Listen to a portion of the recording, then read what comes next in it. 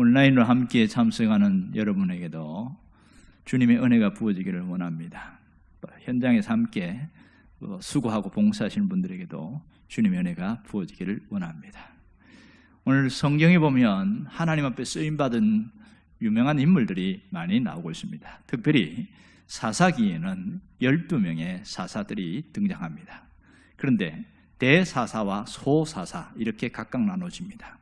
온니엘, 에훗, 드보라, 기드온, 입다, 삼손 이런 사람을 대사사라고 말하고, 삼갈, 엘론, 압돈, 야일, 돌라, 입산 이런 사람들은 소사사 이렇게 표현합니다.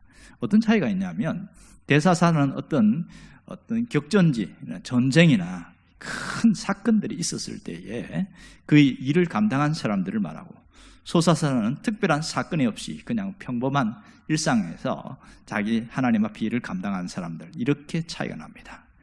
오늘 성경에 나오는 이 야일은 소사사로 분류되는 세 번째 인물입니다. 돌라 이후에 사사가 된 사람입니다. 야일이 어떤 사람이냐 하는 이 부분을 성경은 정보를 제공하고 있습니다. 3절을 보면 이렇게 나옵니다. 그 후에 길르앗 사람 야일이 일어나서 20년 동안 이스라엘의 사사가 되니라, 이렇게 말합니다. 길르앗 사람이라는 정보를 제공하는데 이것은 므낫세 지파의 길르앗 사람이다, 이렇게 알 수 있습니다. 그러니까 이 야일이 길르앗에서 살면서 사사가 되었다, 이렇게 표현할 수 있습니다. 그럼 어떻게 사사가 되었을까요? 여기에 특징이 뭐냐면 야일이 일어나서 이렇게 표현합니다. 이 말은 그가 하나님 앞에 스스로 자원하여 사사가 되었다, 그 얘기를 해주고 있습니다. 그리고 야일이 한 일이 무엇일까요? 사실 성경에 보면 야일이 특별하게 큰 일을 한 흔적들이 잘 보이지 않습니다.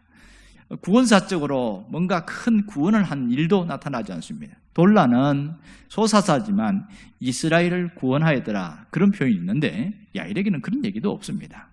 기드온과 드보라가처럼 혁혁한 전과를 올리거나 전쟁에서 승리한 그런 일도 없고, 입다나 삼손처럼 큰 사건을 해결한 사람도 아닙니다.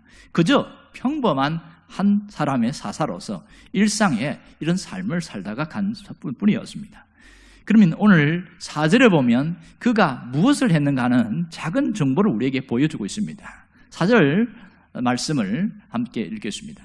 그에게 아들 30명이 있어 어린 낙이 30을 타고 성읍 30을 가졌는데 그 성읍들은 길르앗 땅에 있고 오늘까지 하봇 야일이다, 이렇게 나타나 있는데, 자, 그 특징이 뭐냐면 성읍이 30개가 있었고 나귀가 30마리였고 그리고 아들들이 30명이었다, 이렇게 이야기했습니다.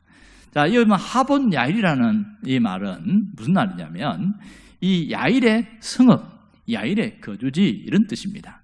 이 야일이 30개의 성읍을 다스리고 그렇게 했다는 뜻이겠죠. 어떻게 해서 이렇게 야일의 성읍을 30개 다스릴 수 있었을까요? 그것은 이 땅이 바로 므낫세 지파입니다.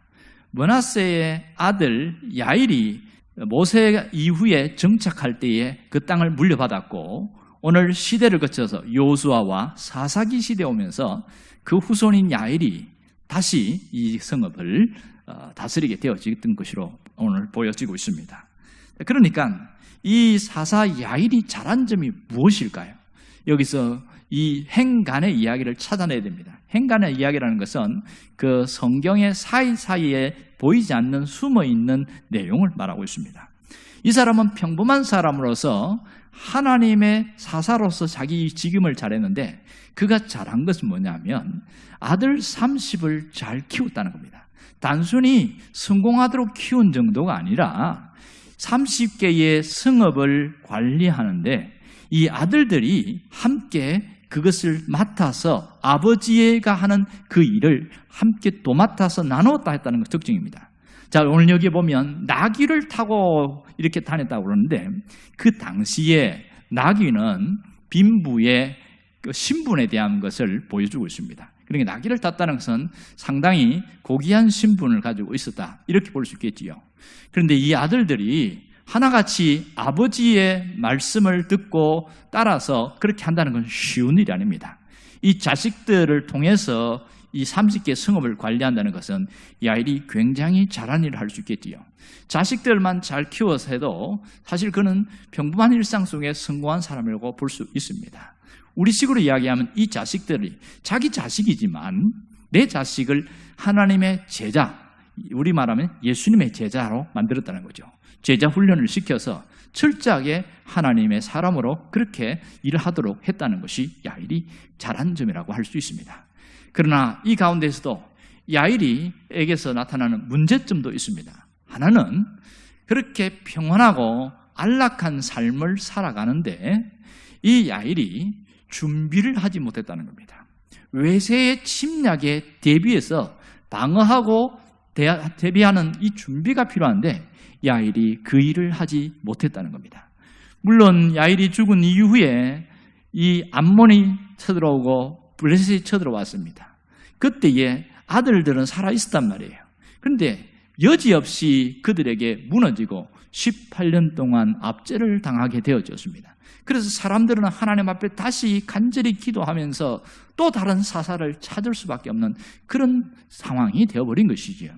또 하나의 문제점은 평안하고 형통한 삶을 살아갈 때에 이 백성들로 믿음의 사람, 하나님의 사람으로 세워나가는 일에 실패했다는 일입니다.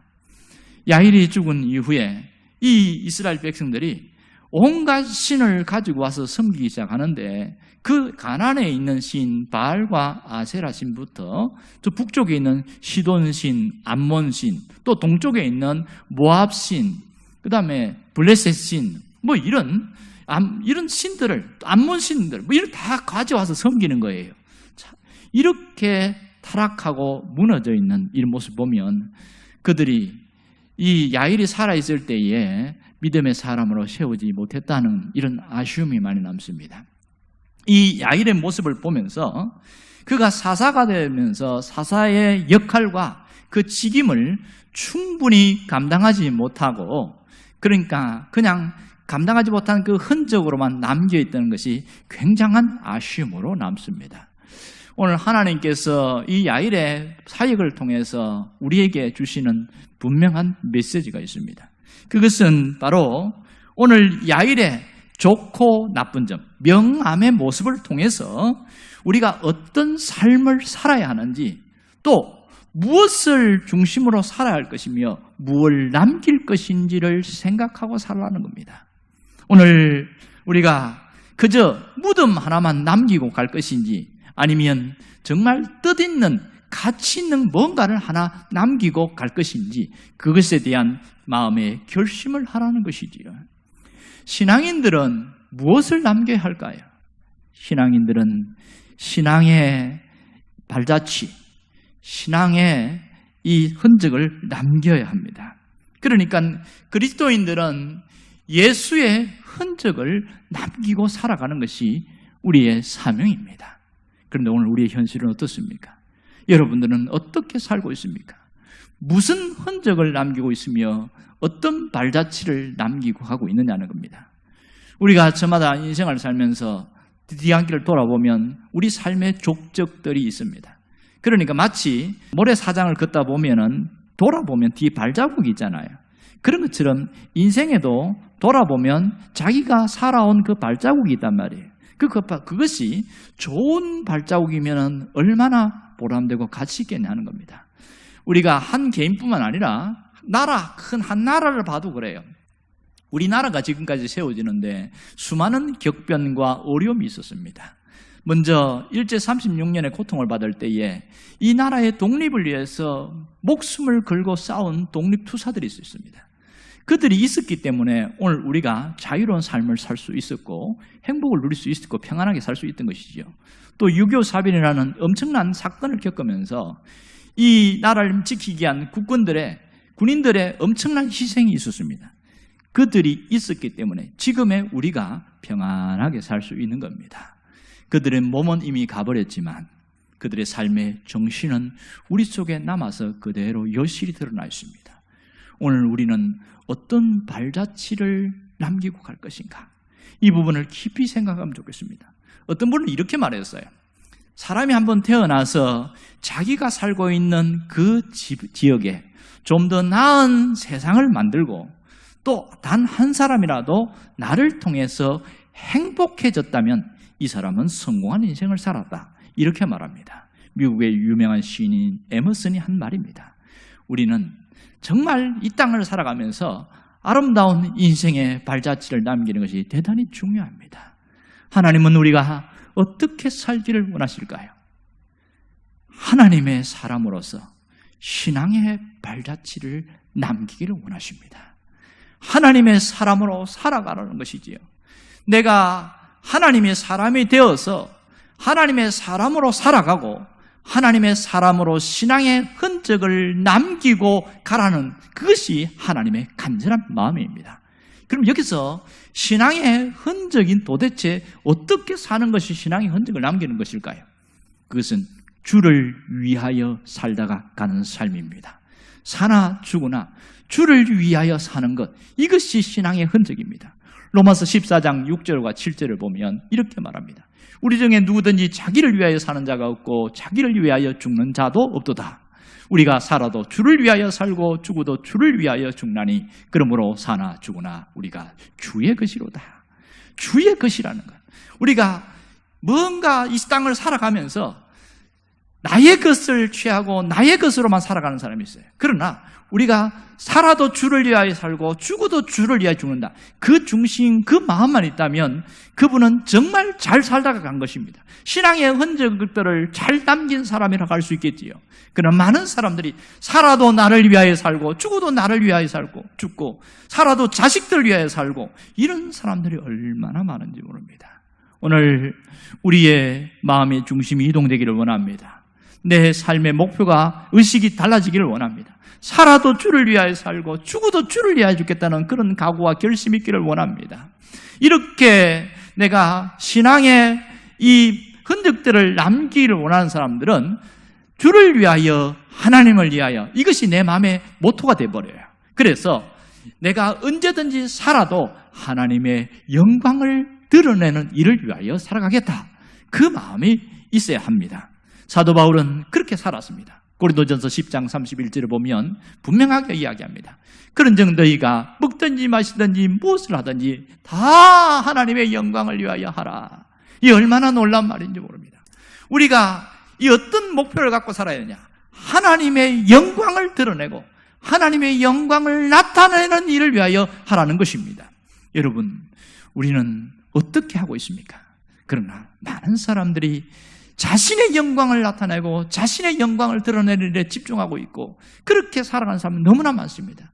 신앙을 가진 사람들 중에서도 나의 영광, 나를 드러내고 나를 피하라는 것이 더 크게 살아가는 사람이 얼마나 많은지 모릅니다. 어떤 한 성도가 있었는데 이분은 예수를 믿고 나서 참 마음에 감격이 있고 감동이 있어서 어떻게 하든지 성경을 좀 더 많이 알고 어떻게 하면 좀 더 신앙적으로 살아갈까 이런 고민을 하는데 오래 신앙생활한 분이 이렇게 말합니다. 그러면 성경을 한번 외워봐라. 당신이 젊으니까 아마 성경을 외우면 참 좋겠다. 그때부터 성경을 한 구절씩 이렇게 해서 일주일에 꼭 한 구절씩 이렇게 붙여놓고 싱크대에도 붙여놓고 냉장고에도 붙여놓고 그리고 자기 화장대에도 붙여놓고 그렇게 성경을 외우고 그렇게 하더라고요. 그러다가 어느 날 이 구절을 외웠어요. 너희가 먹든지 마시든지 그 무엇을 하든지 다 하나님의 영광을 위하여라. 그냥 외우기 위해서 줄줄 외우다가 갑자기 싱크대에 설거지를 하다가 외우는데 마음에 울컥하는 거예요. 그럼 지금 내가 하고 있는 이게 하나님의 영광과 무슨 상관이 있는가? 여러분 먹든지 마시든지 그랬으니까 지금 설거지하는 것도 하나님께 영광이 돌아갈 것인가? 그런 생각을 하면서 고민에 빠졌어요. 그러다가 하나님 이것도 하나님의 영광이 되겠습니까? 자기가 마음속으로 그렇게 기도했더니 그런 평안이 오더래요. 아 그렇구나.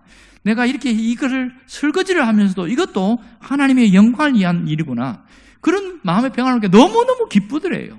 그래서 신이 나가지고 빨래하고 청소하고 밥하고 설거지하는 게 그때는 너무너무 하기 싫고 귀찮고 언제까지 내가 이 일을 해야 되나 이런 생각이 들었는데 말씀이 자기 안에 빛이 비추면서 확 달라진 거예요.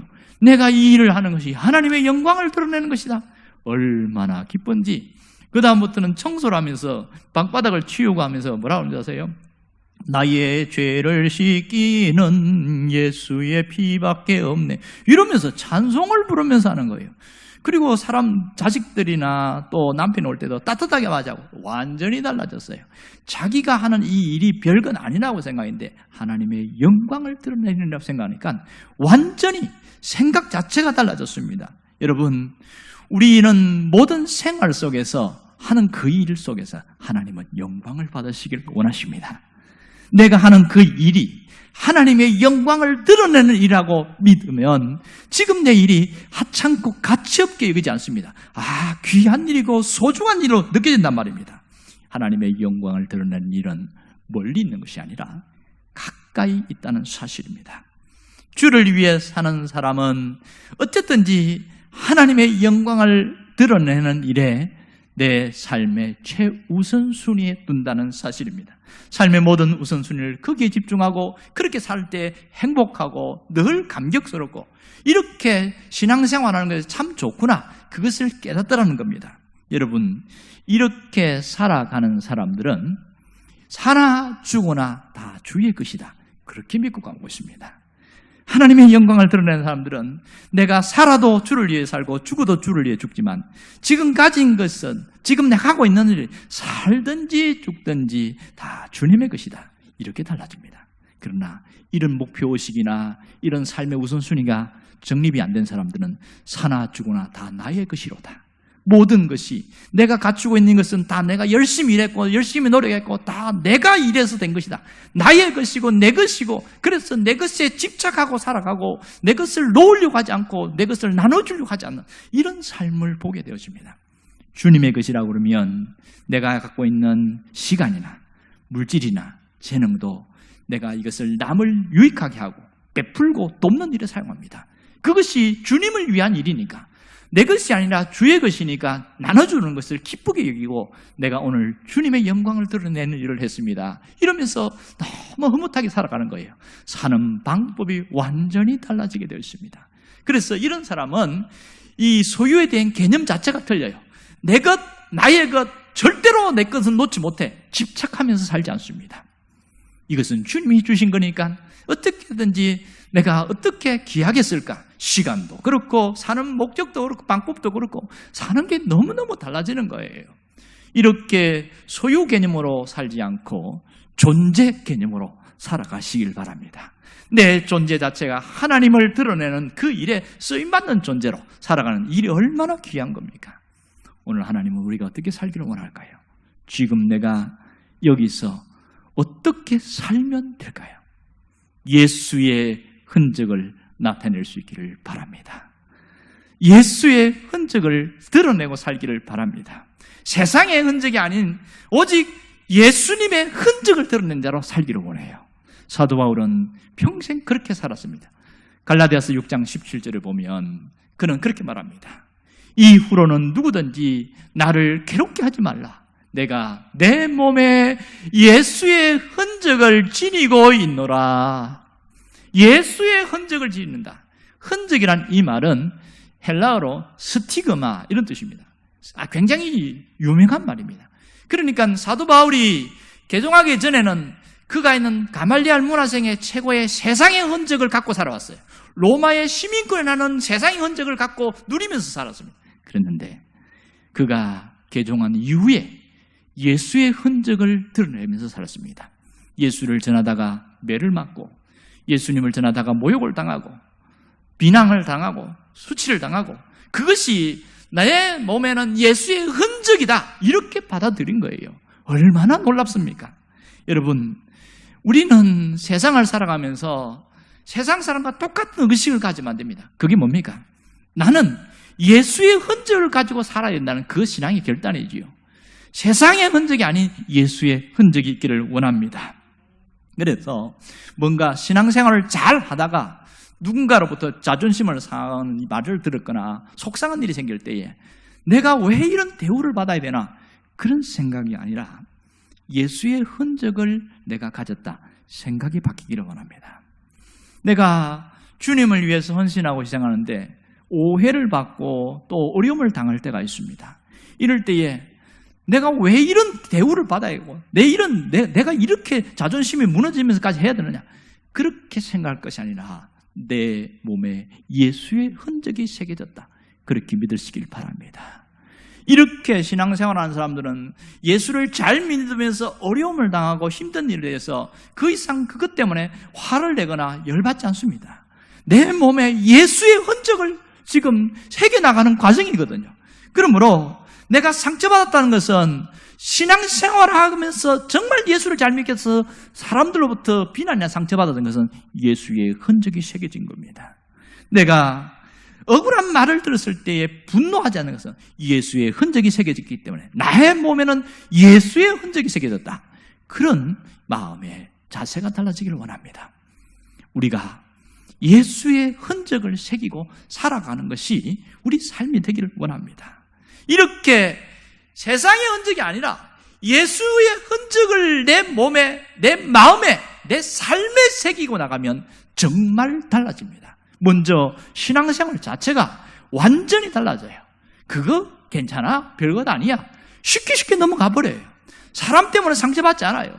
일 때문에 그 고통당하고 그러잖아요. 내 몸에 예수의 흔적을 새겨 나가니까. 놀라운 것은 하늘나라에도 이렇게 예수의 흔적을 새긴 사람은 별과 같이 빛난다는 사실입니다. 하나님께서 우리를 보석같이 존귀한 자로 여긴다는 겁니다. 예수의 흔적이 많이 새긴 자는 더 존귀한 자가 되는 겁니다. 하나님은 우리가 이렇게 이 땅을 살아가면서 예수의 흔적을 새긴 하나님의 사람으로 살아가기를 원하고 계십니다. 여러분들은 바로 그러한 사람들입니다. 이제부터 이번 한 주간 살면서 누가 뭐라고 그러든지 내가 어떤 일을 하든지 내가 신앙생활하면서 예수의 흔적을 새기고 끝까지 달려가겠다는 신앙적 결단이 있기를 주의 이름으로 축원합니다. 기도하겠습니다. 살아계신 하나님 아버지, 우리가 살아가면서 신앙의 흔적들을 남기고 가게 되어지는데 마지막까지 예수의 흔적을 내 몸에 새기고 내 마음에 새기고 내 삶에 새겨나가는 자가 되게 하여 주옵소서. 예수님의 이름으로 기도합니다. 아멘.